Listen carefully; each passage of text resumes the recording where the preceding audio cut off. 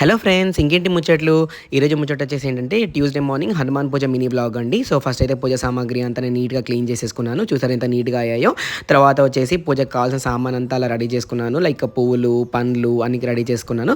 తర్వాత ఒక orange colour cloth వేసి హనుమాన్ ఫోటో పెట్టేసుకొని దీపారాధన చేసుకున్నాను. దీపారాధన చేసుకున్న తర్వాత హనుమాన్ ఫోటో నీట్గా తుడిచి గంధం చందనంతో అలంకరించాను. అలాగే కలశ పూజ చేసుకొని అన్ని పూజ వస్తువుల మీద కలశం నీళ్ళు చల్లుకొని హనుమాన్ ఫోటోకి పూలదండ, పువ్వులు, వస్త్రం అన్నీ వేశాను. వేసిన తర్వాత హనుమాన్ విగ్రహానికి 108 తమలపాకులతో నామాలు చదువుకుంటూ పూజ చేసుకున్నానండి.